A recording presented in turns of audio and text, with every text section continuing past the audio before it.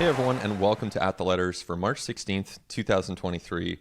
Ben Nicholson-Smith here with you on this podcast, produced by Christian Ryan and Nick Andrade, and I'm joined by Arden Zwelling. It's like you never left, Arden. It seems to me as though you're basically in the same hotel room, same spot that you were a week ago, although I'm led to believe that you did actually make it home for a bit.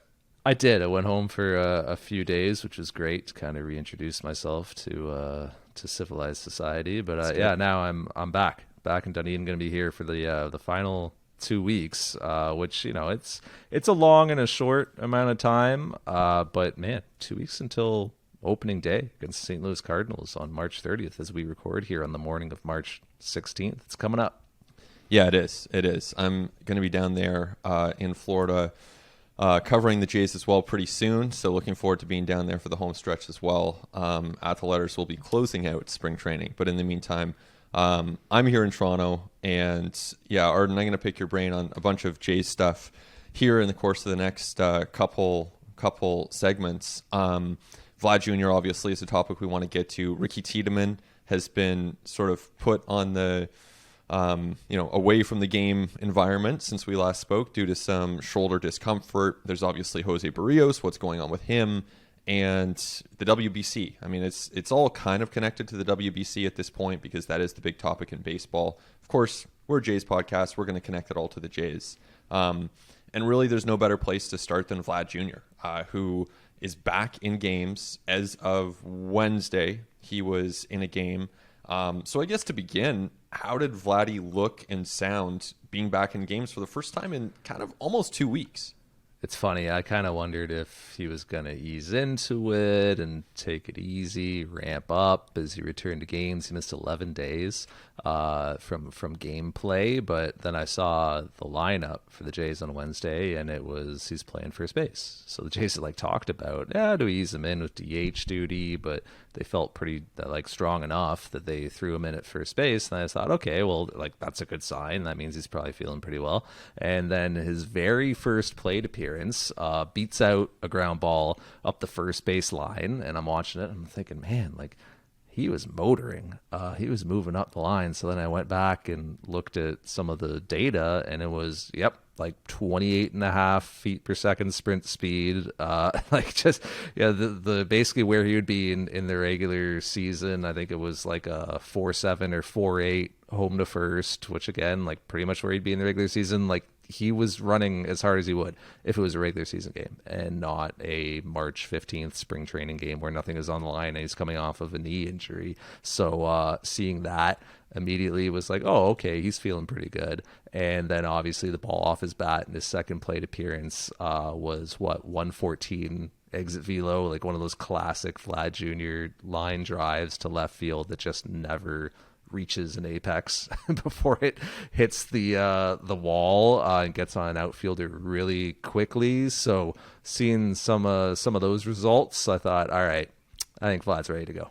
Yeah, it's a great sign for the Jays. I mean, to see him moving at top speed.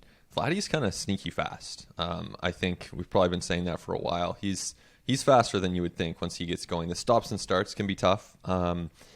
But we'll see. I mean, he was back in the games. That's the main thing. They have 2 more weeks to ramp him up.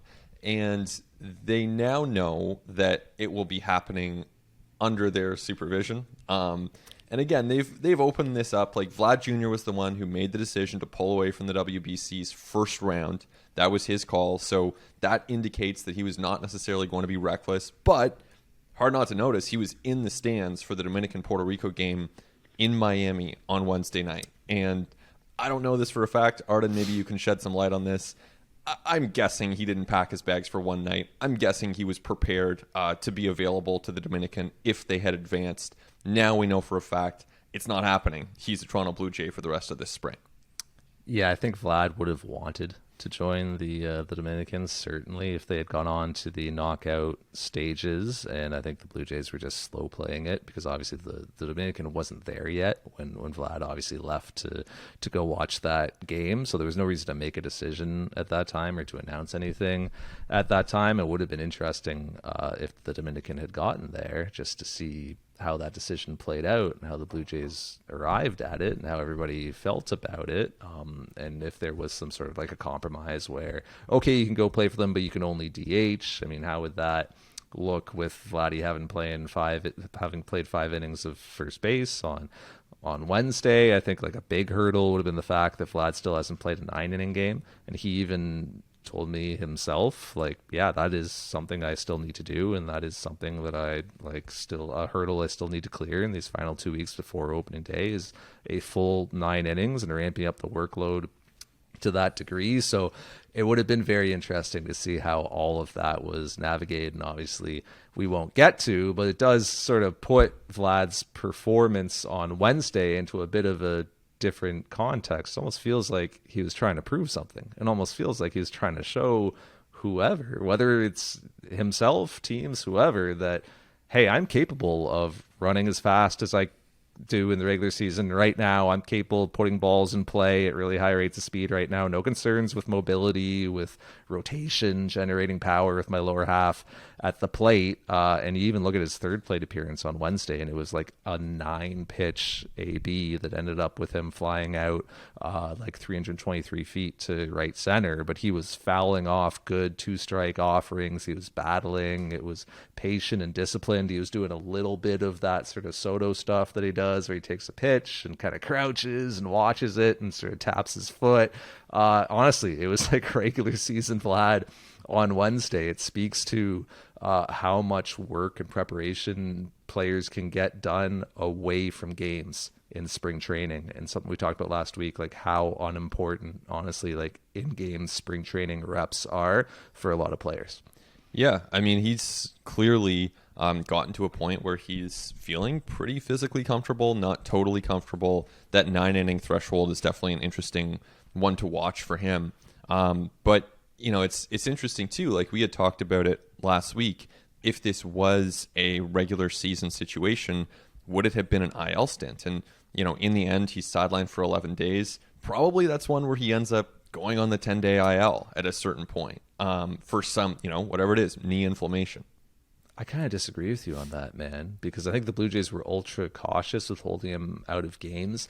And even on the weekend, we're recording this on Thursday, so on the weekend, Vlad was running the bases at close to full intensity. I mean, he was taking live batting practice. He hit off of Adam Simber on Tuesday, I believe. So if this is the regular season, honestly, I think Vlad probably would have missed like 2 to 3 days, maybe come back as just a DH. Like I think that the Blue Jays would have managed this a lot differently. It probably depends also where in the season they are. Maybe it's different if it had happened in April and May versus if it happened in like July, August, September, and just where the Blue Jays were at in terms of a playoff push. But I think Vlad likely would have avoided the IL with this in the regular season.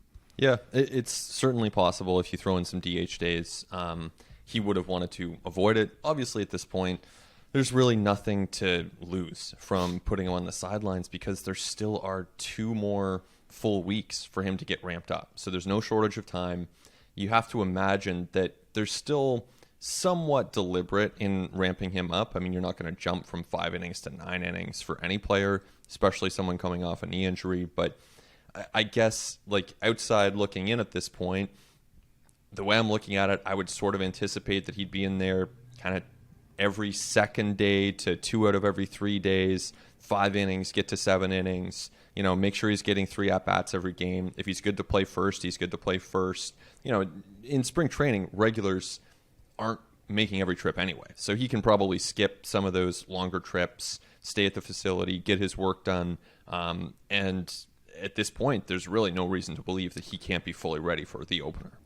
Yeah, I think it's honestly the rest of the way just about sort of conditioning the body to being on your feet for 9 innings, and to just like the cardiovascular demand and the CNS demand of a baseball game. I think that's really the biggest thing because like Vlad's bat, you know, like I said, like 114 to left, and Vlad now has 3 of the 5 hardest hit balls in Jays camp. Like even before the injury, I mean, Vlad was like taking David Bednar deep, and he smoked one off Drew Rasmussen at one point. Like Vlad's locked in. Like it's in today's game, like players just have so many resources outside of gameplay with which to get used to velocity and get used to like seeing stuff. Obviously you can't recreate like that pressure and anxiety of being in the box and seeing a live arm, but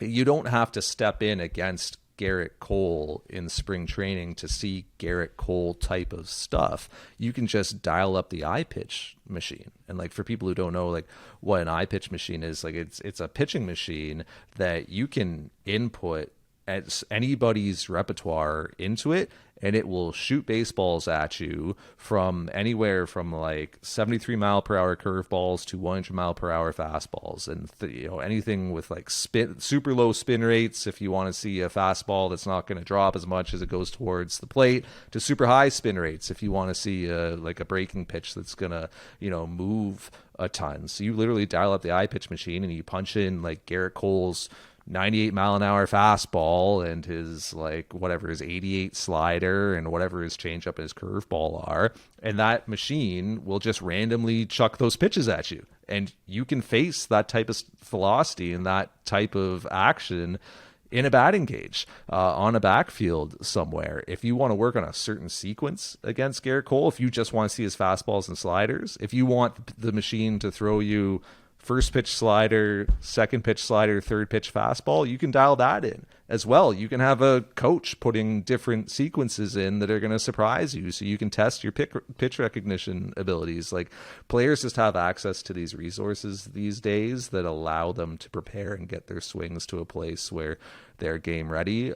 It's not like it was 20 years ago, so it doesn't surprise me. Like I don't think that Vlad needs to see that much live pitching for the rest of camp is what I'm trying to say. I think he literally just needs to feel the workload of 9 innings. Well, yeah, and I think we're at a point now where if spring training started for veteran hitters, obviously different for pitchers because you have to ramp up, but for most veteran hitters, if you dropped them in now and said, look, you only get 2 weeks to prepare, it wouldn't be ideal, but most of them could probably make that work. You play 5 days a week, you get your regular at-bats in. That's, for a lot of guys, that would be enough. That's what Brandon Belt has said. That's, for the likes of Vlad Guerrero Jr., you don't want to cut this short by another week, but at this point, he should be totally fine. So seems like limited concern there for the Jays. But, with Ricky Tiedemann, it is a interesting injury question and not one that you ever want to see when you're talking about a 20-year-old prospect. But the Jays did put him on the sidelines with some shoulder discomfort within the last week, and he's going to ramp back up with some long toss and continuing to throw. So described as relatively minor, not something that seems to be a huge source of concern within the organization, but you're still talking about a young pitcher, a guy who's never thrown more than 79 innings in a season, and who presently, as we record this, is not at his most healthy. So you never want to see that if you're the Jays. No, and the Blue Jays are very mindful of Ricky Tiedemann's workload for that reason. Like you said, 79 innings in his first professional season. Prior to that, his biggest season was at junior college, where he threw 37 innings. That was like a pandemic shortened year. So there just isn't that like foundational workload to build upon like there was with Alek Manoah, who like threw a bunch of innings at the college level before he got into the Blue Jays system. Then obviously was disrupted by the pandemic as well, but there at least was that foundation, that inning space there. It's not there with Ricky Tiedemann. So that's why the Blue Jays are being like as cautious and as mindful of his workload as they are. You saw that last year when they midway through the season, after he pitched in the Futures game, they brought him back to the lab in Dunedin and gave him like a few weeks to just kind of reset and to work with their biomechanic people and to make sure his release point's good and the velocity's good and all his strength stuff was sound, but also just to back off like the innings load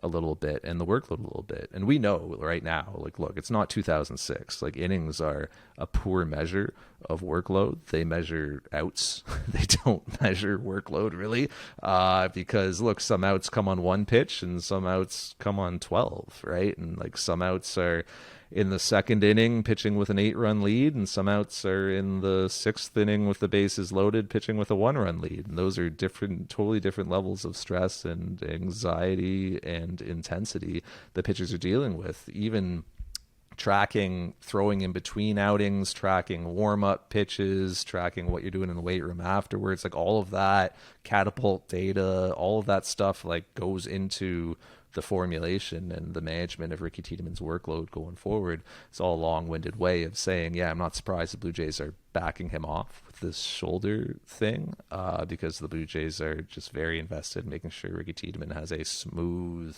gradual build up to hopefully someday be an Alek Manoah and hopefully someday throwing 198 innings at the big league level. But he's still like in the very nascent stages of like just building the basis that will be built upon. So look, I'm not surprised that Ricky Tiedemann's being backed off here, but I also don't think that it's that concerning of a situation as we sit here right now.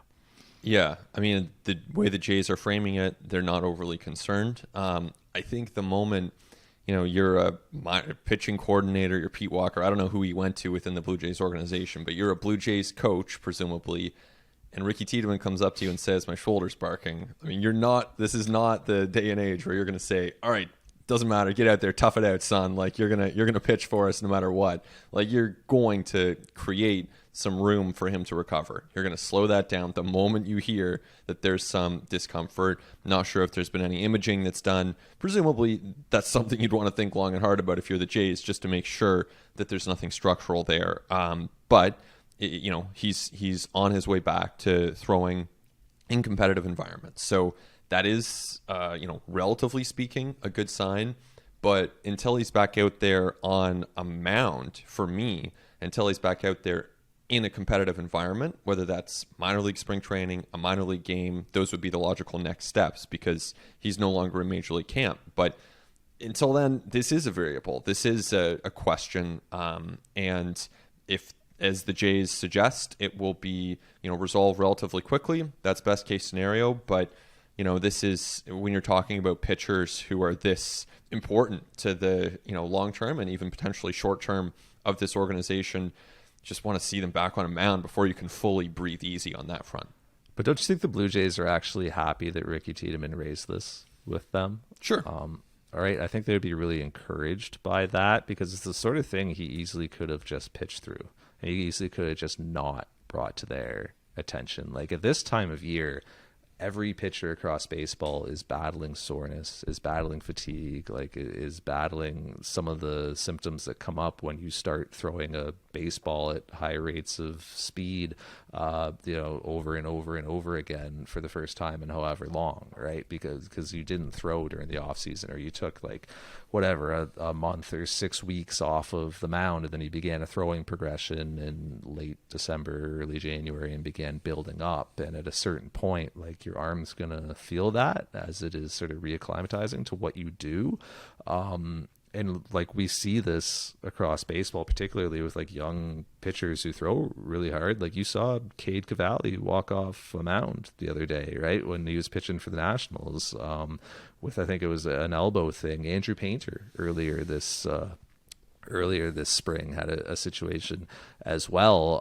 Look, Ricky Tiedemann could easily like taken the old school tact and been like, I'm not going to complain about this. I don't want to be the guy who's in the trainer's room all the time. I don't want my like teammates to feel like I'm, not gutting through stuff. I'm just going to go out there and keep pitching. Really important spring for me, first big league camp. I'm carrying all this weight of expectations, whatever. I'm just going to pitch through this thing. Well, now all of a sudden, like you've got a strain and you're missing whatever 3 months, right? Like I think the fact that he brought this to the Blue Jays' attention and got ahead of it is a positive thing and something that the club would be happy about. I think it's a positive within a negative. Like once you get to the point that he has shoulder discomfort, then yes, you want him to handle it this way. Of course, you don't want to get to the point that he has shoulder discomfort, and you'd rather he was fully healthy and just able to proceed through spring. So, now that they're here, he did what he could do. The Jays obviously backing off, logical thing to do in this situation.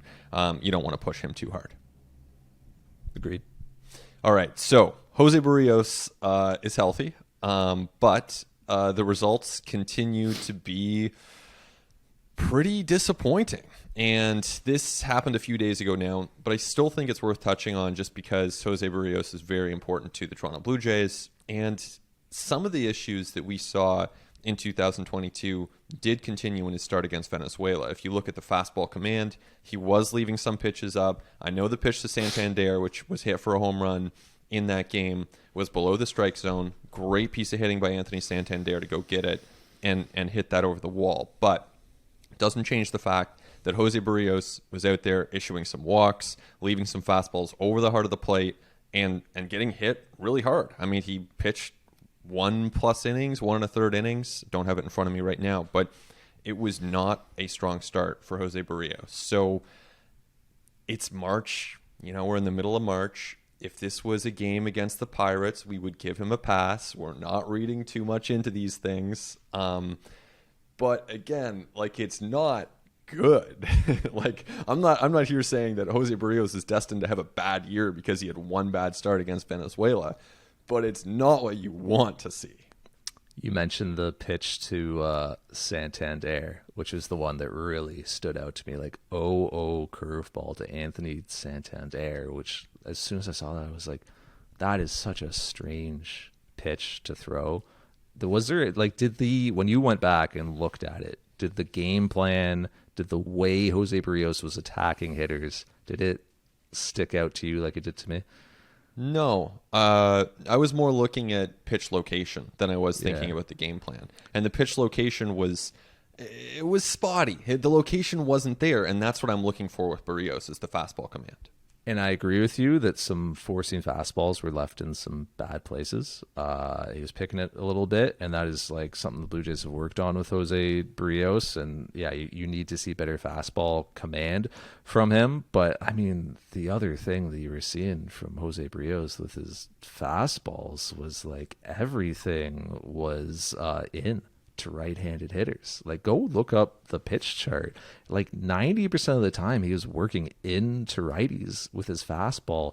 When is Jose Berrios ever going to do that in the regular season? When has he done that in the past? Go back and look up Berrios against Santander last year, which I think there was 12 plate appearances. It's a decent enough sample of how the Blue Jays want to attack Santander. Tell me if there is one curveball, not even just one curveball down and in to Santander, because there isn't. And tell me if they're working in to right-handed hitters. They're not. They're working away. That's what Jose Berrios does. It's it's fastballs away. Against Santander, it's fastballs up and changeups away. Against a hitter like that, it's not an 0-0 curveball in down and into a left-handed hitter where he loves it and where he crushes pitches. I just thought that the approach, the game plan in that outing was completely bizarre, completely it's just a 180 from the way I've seen Jose Berrios pitch this spring, the way I know the Blue Jays want him pitching, the way he was pitching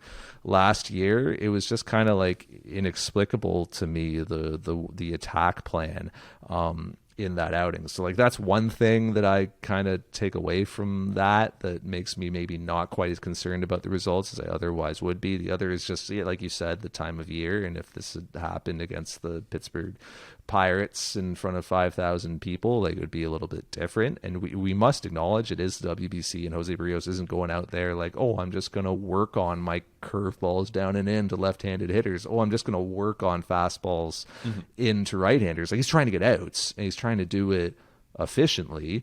But it's also probably worth noting that Nick Martinez got steamrolled that day too, right? Brady Singer got crushed that day by the Joey Meneses of this world. And here's Berrios facing Jose Altuve and, Andres Jimenez and Luis Rice and some really, really good hitters. Santander, really good hitters. So I think there's good and bad in it, but I just keep coming back to just how curious the pitch choices were, the sequencing was, and the game calling was. And so let's say, for argument's sake, let's go with that. Let's say that it was not good. Let's say that it just never was. It was never going to be effective.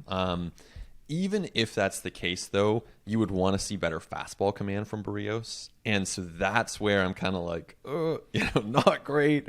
Because regardless, like you said, this is a game you're trying to win. He's clearly there to compete. That's never in question. And yet he's not able to locate it the way he wants. Too many pitches over the heart of the plate. You'd rather see them down in the zone on the corners, ideally, or up above the zone where you're going to get some swing and miss. And you just didn't see that from Jose Berrios. So, he's got a couple more weeks, and now, Puerto Rico will be advancing. So some of that time will be spent in the tournament with them. I guess as you continue watching him, what are you looking for? Like, I'm looking for him to get back to what the Jays want him doing and not pitching the way that he did against Venezuela, which was completely bizarre. Like, the Jays just have a very clear plan for how they want him, like what lanes they want him in, how they want him tunneling, the sequences they want him throwing. Like, I promise you that Danny Jansen and Alejandro Kirk are not going to call the same game that was Vasquez calling for him, right? Like the Christian Vasquez called for him with Puerto Rico. Like, that's just not the way the Blue Jays want Jose Berrios pitching. It's not the way they want him attacking. If I'm the Blue Jays, I'm almost like, it's not good that he got rocked, but I'm almost like, well, if I can use this to even get a bit more buy-in from Jose Berrios into what we're trying to do with him, maybe that's how I'm spinning it positively if I'm the Blue Jays, right? Because like that's what you're looking for. You're like, how can I carry something like positive forward out of this? That's what I would be doing if I was the Blue Jays. I'd be bringing him back into my environment and saying, all right, so why did you guys pitch that way? You've now seen that you should not be pitching that way. Here's what we want you doing, and here's what we have established throughout spring as your attack plan. And hey, maybe now you have a bit more buy-in in it because you've seen how it goes when it's the other way. Like, the stuff was fine, honestly. Like the curveball was moving, the velo was fine. Yeah, like you said, I agree with you. Four-seam fastball command, not great. Thought the sinker command was honestly okay.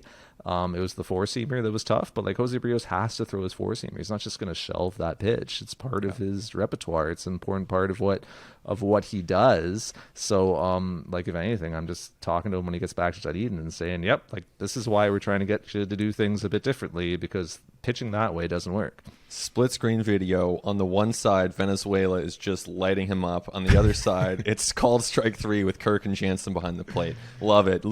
Just set some fire behind him. That's the way to go.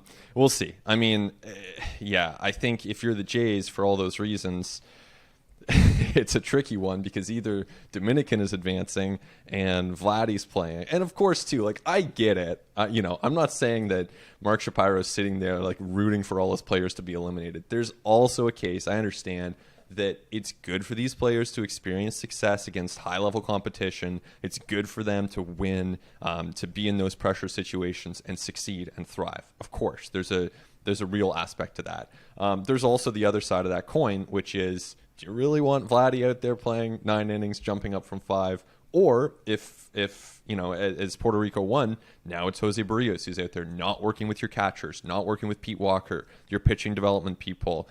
He's out of your hands to a certain extent. No chance for feedback in the days between those starts. So it is what it is. It's part of the tournament. Every team that allows their players to go accepts that and takes the good with the bad. But that is the line the Jays are walking with a number of these players. I want to talk a bit about this as it relates as well to Edwin Diaz. I don't know if you want to save that for the second half or if you want me to go in on it right now, but I do have a lot of thoughts on what you just said. I have a lot of thoughts on that too. So why don't we come back in a minute here and pick up with Edwin Diaz, injuries, some of the decision-making with WBC, and we'll also take a look at how the Jays are going to round out their roster. Coming up next on At the Letters. Welcome back to At the Letters. We should say that we welcome your thoughts and questions. You can reach us at theletters@sportsnet.ca. You can also review us, give us ratings on iTunes, download us, whatever you're doing to support the podcast. We appreciate it. And we got a lot to get to today, and throughout the season, we'll obviously be here every week. So feel free to reach out. But let's start with really the big news in baseball, Arden, which is Edwin Diaz. I mean, what was his contract? 102 million. It was a big contract with the Mets. And he's a great closer. And he showed as much when he shut down the Dominican team in their game against Puerto Rico and got the save and started celebrating, and very unfortunately got injured, needed assistance off the field with a wheelchair. We're not exactly sure, as we record this on the morning of March 16th, what the prognosis is, but it doesn't look good. And, you know, it raises a lot of questions. I mean, you're going to hear some people say, probably not on this podcast, although I'm not sure exactly what you think, Arden, but you'll hear some people say that this is a reason why teams should not send players. This is why teams should back off. It's tough, and it sucks for the Mets because he is such an important part of their team. At the same time, you know, it's like you're going to have to allow these guys to compete, whether it's in Grapefruit League games, whether it's on the backfields. You have to compete to 90, 95, 100% to get ready for the regular season. And competing means exposing yourself to a certain amount of risk. And that risk does not disappear on a backfield. It does not disappear if you are playing in Bradenton as opposed to in Miami. So to me, this is a very regrettable situation. It doesn't fundamentally change the way I view WBC, participation or how teams should approach it. It's just one of those things that is really rough for the Mets. Yeah, you mentioned it's 5 years, $102 million was the extension that Edwin Diaz signed, which is like absurd money for a reliever, but Edwin Diaz is an absurd reliever. Like, it's exceptional money for an exceptional dude. And so like I pulled up Fangraphs to like double check those like contract figures, and then like just started sort of perusing the lines here, and like I knew like Edwin Diaz I would have said is the best closer in the game, and then it's like 3 WAR as a reliever last year, which is crazy. 3 wins as somebody who is pitching 60 times, again in the 60 games. Like, that is crazy. And then it's, a 1.3 ERA. That's really good. A 0.9 FIP. You kidding me? Unlucky with that 1.3 ERA. Right? A 50% strikeout rate. Ben, just absurd, like mind-boggling numbers. So you're right. So for the level of talent that we're talking about here, for obviously the contract that he signed, and also the market that he pitches in New York, this is going to be an absolutely like astronomical story for the next few days, wrapped up in all that stuff that you set up. I agree with you that like Edwin Diaz didn't get injured because he went to the WBC. Like this, like that could have happened at spring training. Like that, he could have slipped on dugout steps in one of these minor league stadiums. Like, funny story, I was doing the broadcast for TV like a few weeks ago, and I was like, I'm in the Jays dugout essentially, and I'm looking, and there is a baseball on the ground in the dugout, which just got tossed back in after they were throwing it around before the inning or something like that, and nobody had noticed it. And like, this happens all the time where there's just like so much crap all over. Right? There's just debris on the ground of the dugout. And it bothered me so much that I walked over and picked it up and just put it on like on the bench, because I was like, somebody's going to step on this thing. And it's so cramped in that little minor league dugout there. And there are, in spring training, so many players in the dugout and so many coaches, and the Jays have a lot of staff in there. Everybody's wedged in, crammed in. They're kind of, slinking by each other. And nobody's noticing this baseball. And I think baseball players actually have this weird sixth sense for like baseballs on the ground where they don't for step a lot on of them. things. They're very physically aware people. It's pretty impressive. The so opposite of clumsy, whatever we don't have a word for the opposite of clumsy, but whatever that is. No, and so I don't think that like it bothered them, but it bothered me a lot, where I was like, somebody's going to turn an ankle, somebody's going to do an ACL on this thing. So, but like that type, my point is that type of stuff can happen at spring training, and does happen. Sprinkler heads, guys who get hurt in weight rooms and stuff, all kinds of crazy stuff happens in spring training. Guys who are like slicing fruit, and who was the Jays player who like cut himself slicing something in his kitchen years ago? You know what I'm talking about? Did Aaron Loop or Brett Cecil, that's ringing a bell? I'm also remembering Kevin Pillar sneezing. You know, like, what are you going to do? Tell your players not to sneeze? Hold it in, guys. Like, it's at a certain point, I kind of compare it to, you know, anytime I'm thinking about buying shoes, you know, you're maybe looking at some nice shoes, and I always tell myself, you got to be prepared for these shoes to get completely dirty, because that's what you're wearing them on your feet, right? It's kind of like that with baseball players. You're putting them out there into the world. You don't know what's going to happen. Like, don't you know, get into this business unless you're prepared for some amount of risk. It's just what happens. Exactly. So for all those reasons, like, it's not about the injury, but I do think from a club perspective with players going to the WBC, it's more so about the level of care that the athlete will receive if something like this happens. It's not the, you know, something like this happening, it's what happens after it, and even what happened before it to lead up to it. But in this case with Diaz especially, I think it's what happened after it. Because look, I am not a physical therapist. I'm not an athletic trainer. I don't have a kinesiology degree. I could be wrong here. But and this is just last night that I watched this, and maybe my thoughts on it will evolve. But the standard of care that Edwin Diaz received immediately following that injury was honestly shocking to me.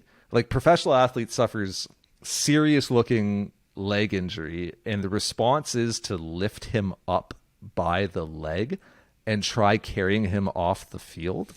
Then they try letting him walk off the field. Ultimately, he is loaded into a wheelchair with somebody holding the leg as he's being carted off the field. It was one of the most like surreal scenes. And again, like, I don't have kinesiology credentials to truly judge this. Maybe that was all fine and above board, but like, Arden, I was kind of shocked. I gotta stop you. I cannot imagine that in kinesiology school they would allow that. Like, I think that your instinct is pretty right here.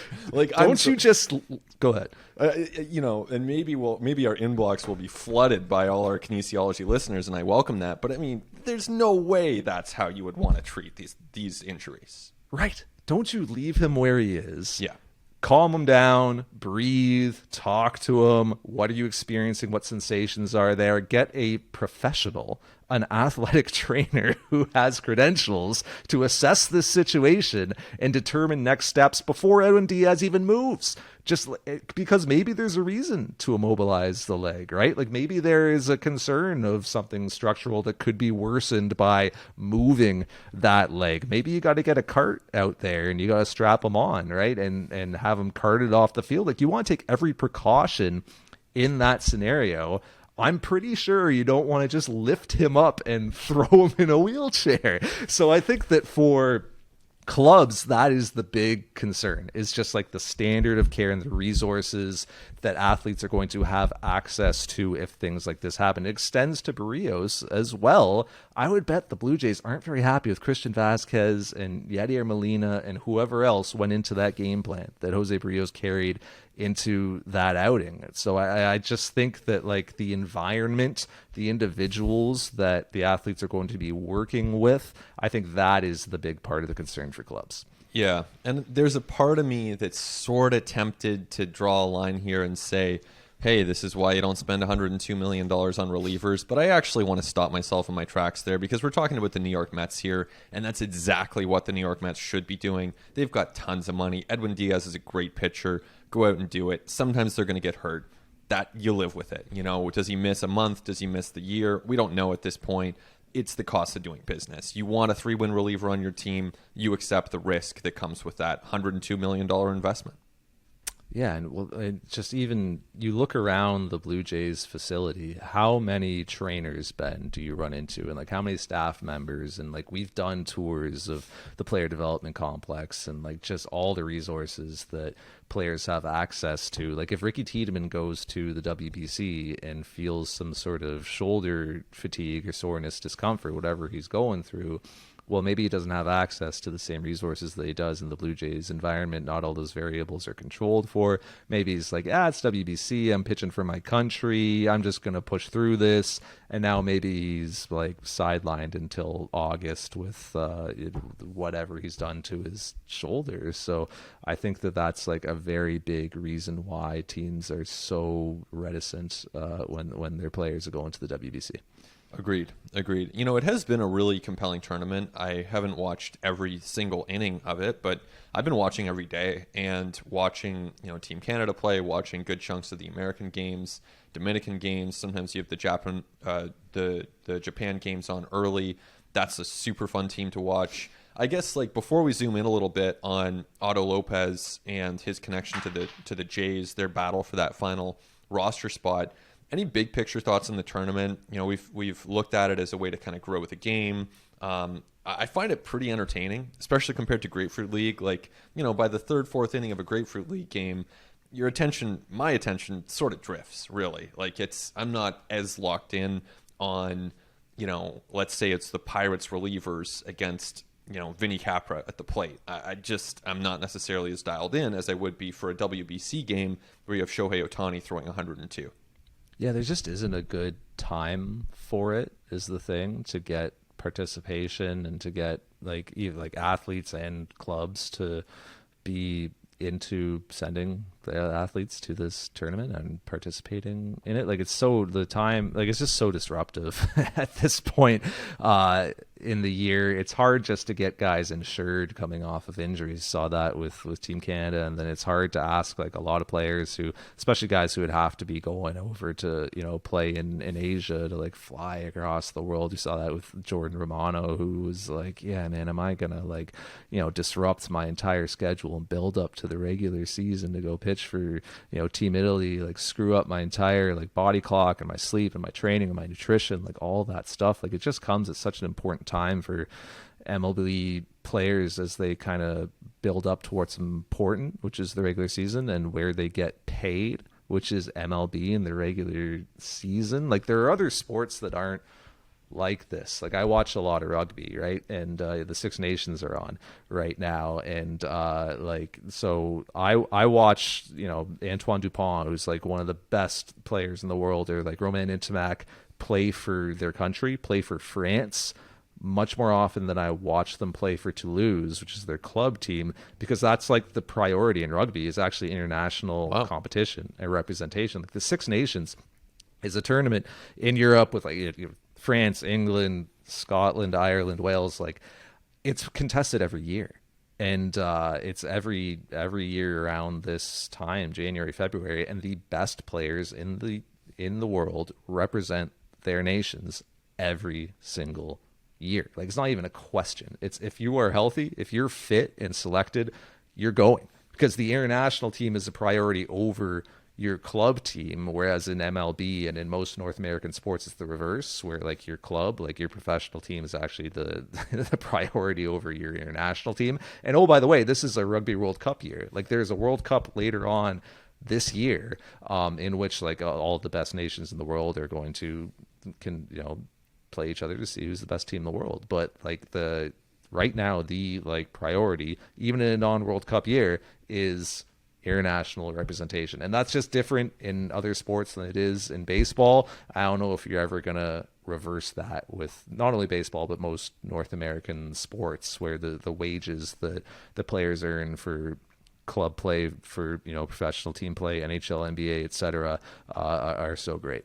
Yeah, I do get the sense, though, looking around the rosters, and Canada's to some extent an exception to this, where you have Joey Votto, Josh Naylor, Michael Soroka, for various reasons, not playing. Nick Pivetta could be suiting up. They're not. You look around, though, at the sport as a whole, and they've had great participation to get Shohei Ohtani, Mike Trout, Mookie Betts, Vlad Jr., Juan Soto, Julio Rodriguez. Most of the biggest stars in the game have actually bought in, at least on the position player side. And I think with baseball, that's a huge step. To get there, you want to stay there. I don't think you'd really necessarily hope for a ton more on that front. And the pitching part is really where you run into it, because pitchers oftentimes want to ramp up in a more controlled environment. They don't necessarily want to, expose themselves to some of the uncertainty, some of those pressures before the season, because it is in many ways a bigger ask of those pitchers. So I don't know if there's a workaround there.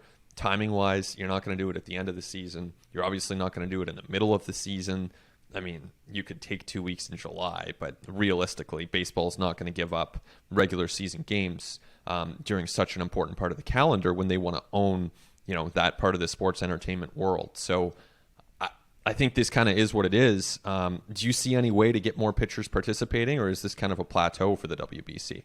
No, I floated to a couple people, well, what if you did something mid-season and just bang the All-Star break? But like the response that I've gotten is that at that point in an MLB season, a lot of guys are going to say, yeah, I'm just going to take the time off. Yeah. I'm just going to let my body heal.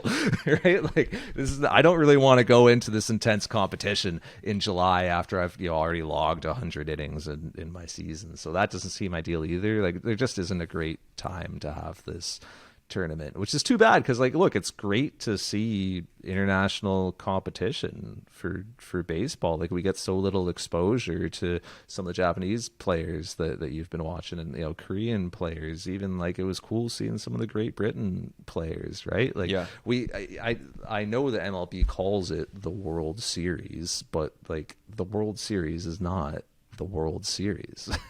MLB is extremely American, all right? I don't have it in front of me, but probably about 3/4 of the league, right? 75% is from the United States. And then you've got, a bunch of guys from the Dominican Republic, and then some from Venezuela, and then a very small amount from, I don't know, Cuba, Canada, Mexico, Puerto Rico, right? And it's super cool to see guys like Jazz Chisholm break through from Bahamas, or Max Kepler from Germany, Liam Hendricks from Australia. But those are extreme exceptions.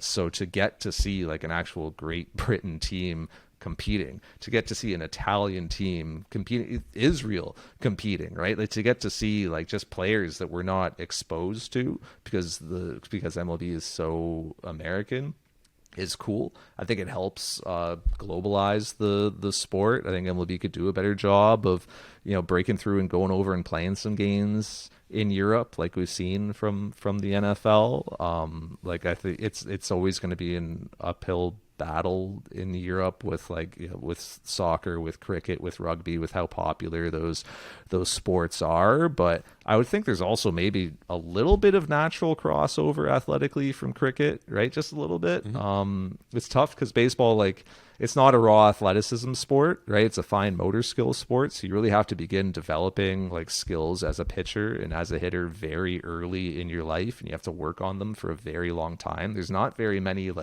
Pascal Siakam stories in baseball where it's oh, I just picked up a basketball at 18 and now I'm Pascal Siakam. You don't find that in MLB. Typically it's, I've played this all my life and it's taken that long to get good at it. It's not like football where you can just be 6'6", 280 of explosive fast twitch muscle, and we can get you up to a point where you can play in the NFL. It takes a long time to learn the technique of baseball, but I do think that you have to start somewhere, and that starts at the grassroots level, and that probably starts with MLB doing a better job of exposing itself to non-traditional markets. Well, because in Canada and in the States, people know baseball. We're in a market in Toronto and broadly in Canada where people are well aware of the Toronto Blue Jays and of Major League Baseball, and maybe we're more often described as a hockey country, but baseball is so much the predominant summer sport here. It takes up a really big part of our collective attention in the summertime. It's not a mystery. People know what baseball is. They either like it or they don't. You're kind of saturated to some. There's always room for growth, but you've kind of reached a lot of people in a way that for some of these countries to have it on display, like Great Britain, for instance, you reach more people, and then you have some stakes. You have some pretty impressive young players like Harry Ford of the Mariners. Looks like an impressive young catcher for them. That can be really cool and potentially increase, generation to generation. We're not talking next year here, but that is the long game that they're playing as they try to grow the sport. And, one other thing that I'm kind of struck by on that front is, and I know it wouldn't have been possible this year because they're doing the renovations at Rogers Centre, but I'm thinking back to 2009 where the Rogers Centre in Toronto was host to some World Baseball Classic games, an incredible atmosphere. I was there as a fan at the time. And, you know, it's something that I really hope in the next iteration of the tournament that Canada is able to host some games because, you know, you want to reach more fans. I think that'd be a great way to do it going forward. Yeah, absolutely. All right. So Otto Lopez is our tie-in here to the Blue Jays because, I mean, this is one of those really interesting situations in that you're facing very high-level competition. So if you're a player like Otto Lopez, you're facing basically major leaguers, guys like Urquidy, who are established at getting the best hitters in the world out.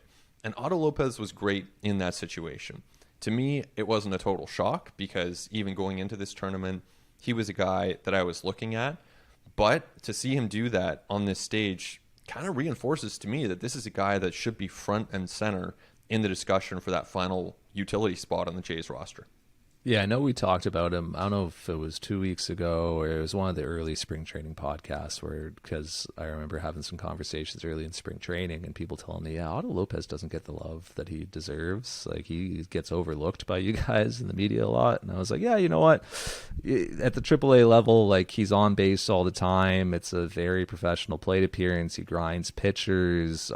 He's like hit 300 in the minors despite putting a ton of contact on the ground.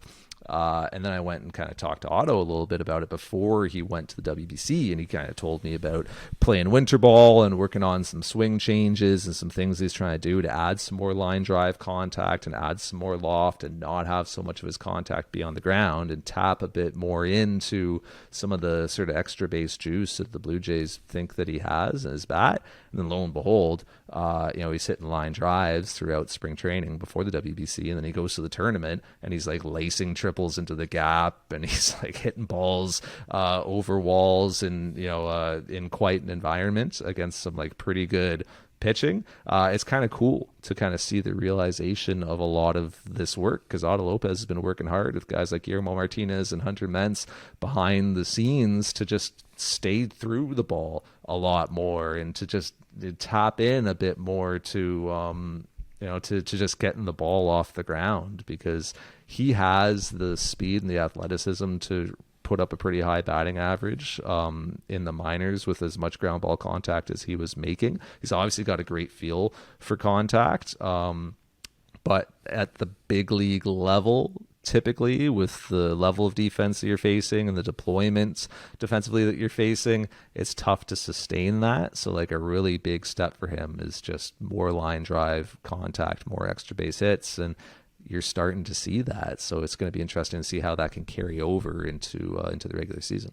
Yeah, they're big steps, and it seems as though he's also added some strength. This is a guy who does not hit a lot of home runs, at least historically. But we did see him hit a huge home run for Canada in the WBC, as he was really one of their big contributors in that lineup. And obviously, when players make that jump from the upper minors to the major leagues, 9 times out of 10, you're going to see a reduction in the stat line. Like you're not going to hit 300 in the majors if you're hitting 300 at AAA most of the time.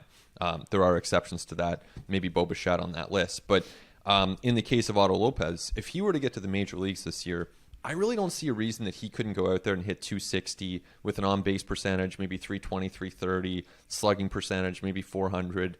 That doesn't sound amazing, but to me, that is pretty useful from a 26-man on your roster who can play some second base, some shortstop, some outfield. I'm not saying he's a Gold Glover at any of those positions, but he can do it. He can handle that situation, and he really seems ready against advanced competition. So to me at this point, and there are a couple weeks left, and as we always say every year on At the Letters, it's probably not a ton of point in obsessing over, does he break the opening day roster? Is he that final?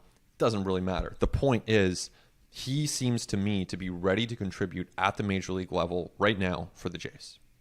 Zips thinks he could be a 253 average, 309 OBP, 343 slug in 112 games played at the big leagues level. So a little below what you were projecting, but yeah, not that far off. And the minor league numbers enforce that. And I think that the minor league walk rate and strikeout rate would be like really big inputs into that projection. And we've seen that Otto Lopez can work an approach and can draw a bunch of walks and use his contact ability to not strike out very often. Those are typically pretty good predictors moving up. And look, like if I was only going off the numbers, then you probably land where Zips does. But having seen Otto Lopez produce in spring training games and then in WBC against high-level competition, I know it's small sample. We're talking 30 or 40 at-bats, but they've been really good at-bats. So to me, I'll stick with my projection over Zips on this one. I could see him doing, let's say, whatever it is, 325 OBP, 400 slug. I don't think that that's unreasonable, given what we have seen from Otto Lopez. Yeah, we'll see if BNS or Zips is a more reliable model. But there's some of the kind of like soft science stuff as well, in that like Otto Lopez is like a really well-regarded teammate and sort of character and clubhouse guy. Everybody loves him. He's a super hard worker. He was up quite a bit last year, and I just remember being on the road when he was up, and he was always in that like Bo Bichette, Santiago Espinal group that was out on the field with Luis Rivera super early in the day, getting their work in. I talked to Otto about this before he went to WBC, and he was telling me about how he would get to the ballpark and try to get into the weight room as early as possible, like as early as they would let him in the day, because he was kind of deferring to the players who were going to be playing in the game that night, that they needed to have the weight room closer to game time. And he didn't want to be in there working when players were getting ready to play in a game. So he showed up super early to get his work done. Like, it's a small thing. Yeah. But that type of stuff is, as you know, really meaningful in the walls of a big league clubhouse. Well, you think like if you're a rookie player and you're in there at whatever it is 5:30 p.m. on the squat rack, and Vlad Jr. is kind of looking at his watch, wondering when he gets to work, get his work in. That's probably not the best look. You probably want to be a little bit cautious. And I know there's like, these guys are teammates. We're in a different era, as we should be. It's not like the rookie has to wait. Of course, you can go in there and use the weights and do so in a respectful way that's not getting in the way of your teammates. But I think that does reflect a certain, desire on Otto Lopez's part to fit in with the team. No, it reflects his character, I think, and like not every player would have that feel. Nobody was forcing Otto Lopez to get there early to work out before like Vlad had even rolled into the ballpark, right? Like that's just what he did because he's like, this is the right thing to do. So I think it reflects his character certainly, and I think look, the multi-positional like versatility is huge. He told me he's most comfortable at second, but we've seen him play shortstop at WBC. We saw him play center field for the Blue Jays earlier in camp. He can play essentially anywhere but catcher. He could probably pitch for you if you needed him to in a blowout, but like essentially anywhere on the field but pitcher and catcher, this guy can play. So like that is valuable. The right-handed bat is valuable for the way the Blue Jays are constructed right now and what they might be looking for out of that 13th position player spot. But like something I would throw at you is, so like the 13th position player on the Blue Jays, we saw it last year. It's not a guy who plays. Like it's not someone who's in the lineup regularly. It's not someone who gets a lot of plate appearances. At least it wasn't when Bradley Zimmer was inhabiting it essentially all of last year. The Blue Jays, I think, toyed around with the idea last year of using that 13th position player spot as essentially a very specialized role player who can come into a game late and impact it in a big way with his speed, like who has like elite speed like Bradley Zimmer had, or an elite defender, which like Bradley Zimmer also was, like somebody who can come into a game and change a game with a defensive play late. Do you think the Blue Jays treat that spot differently this year? Do you think that there's more room for someone like an Otto Lopez who maybe could see more plate appearances? Or do you think that they would more so like to continue experimenting there and seeing if there's just a unique skill set they can wedge into their roster with, honestly, a roster spot that they would probably prefer to use on another bullpen arm, but just can't because of the 13 pitcher limit?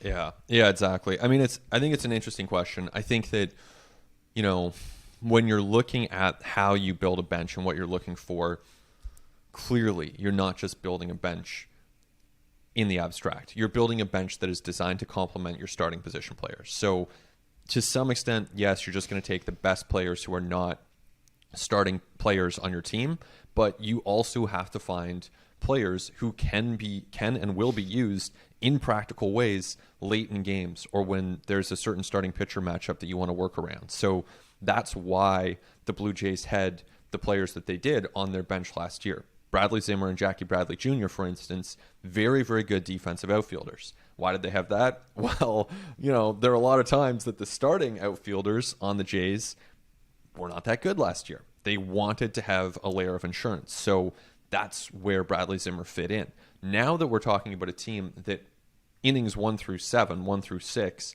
they will already be a good defensive team. And so you do not need to carry defensive replacements. You can afford to go a bit more offense heavy on the bench for the most part. And so is that someone like a Nathan Lucas? Is that an Addison Barger at some point this season? Otto Lopez obviously has the ability to at least make some contact and get on base. But to me, what I'm looking for if I'm the Jays is, all right, it's late in a game. You have Brandon Belt or Kevin Kiermaier facing a left-handed pitcher. Those are the guys that, realistically you're going to substitute out for a pinch hitter against a tough lefty reliever who's coming in. So that's where I am kind of drawn to a right-handed bat in that situation. I think that's a player who could see regular playing time, who could be more than, a figurehead who's kind of hanging around the way Bradley Zimmer was last year.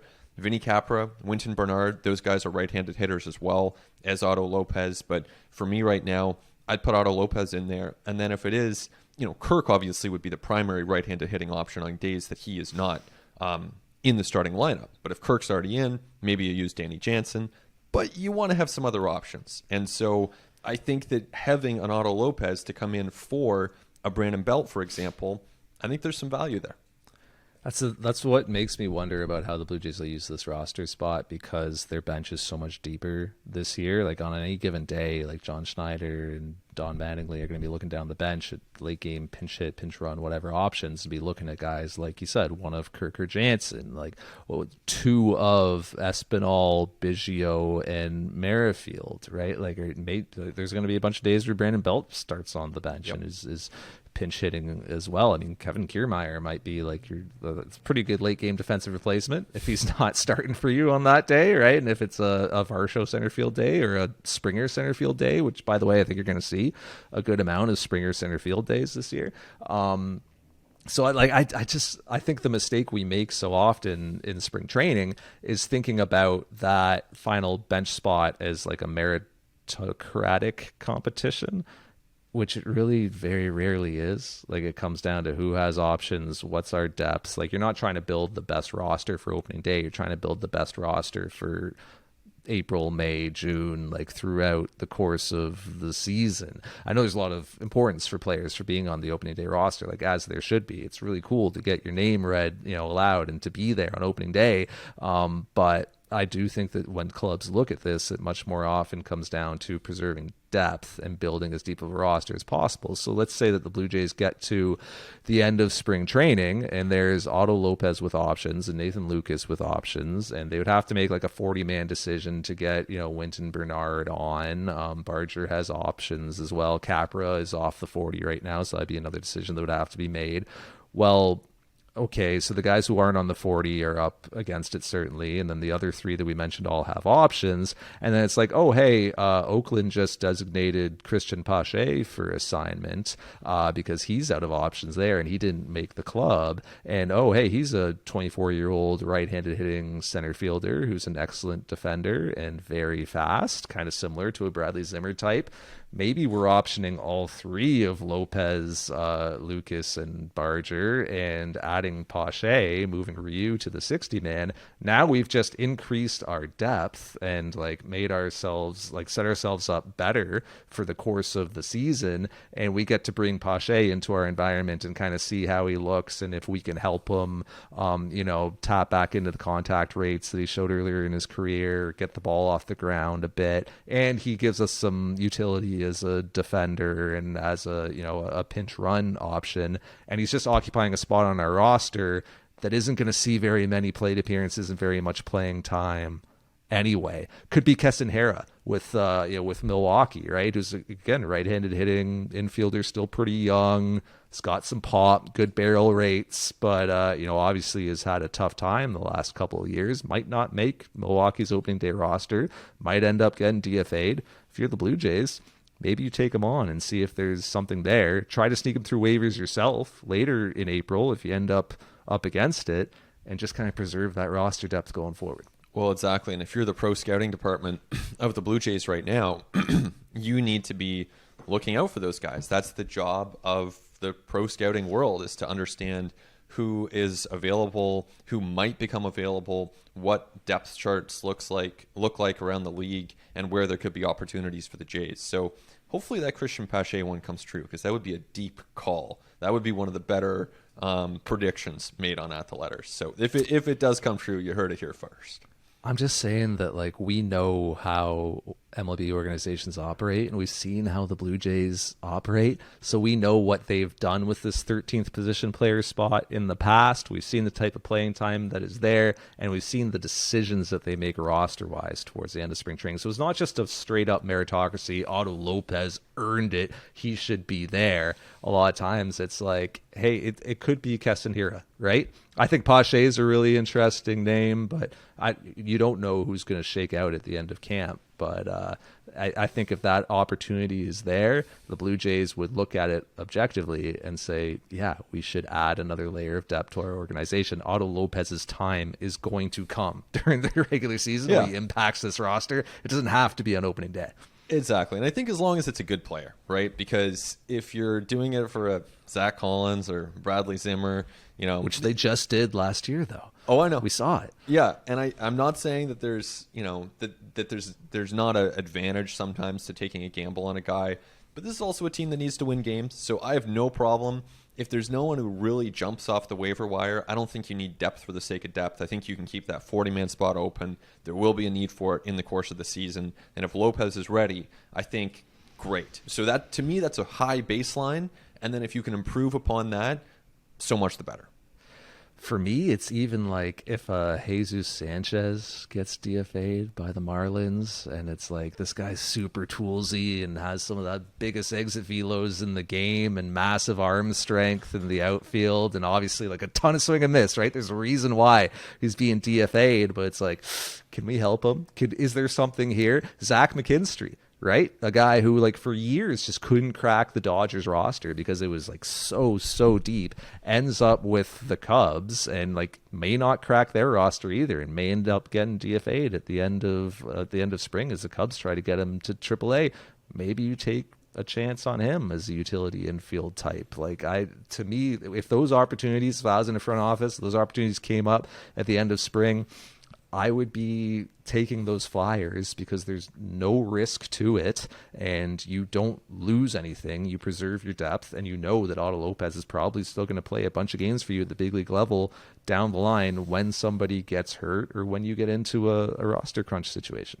Well, we will see where it goes here. We'll certainly be watching closely as the Jays try to round out their roster. We got a couple more weeks before that decision's made, but we will continue providing lots of content. Arden, I know you'll be writing for us the next few days. I'll see you down there in Florida before too long. But thanks, as always, for your insight on At the Letters. Thanks as well to all of our listeners for tuning in and making time for us here as the Jays spring continues. And thanks as well to our producers, Christian Ryan and Nick Andrade. We will talk to you soon, and thank you for listening to At the Letters.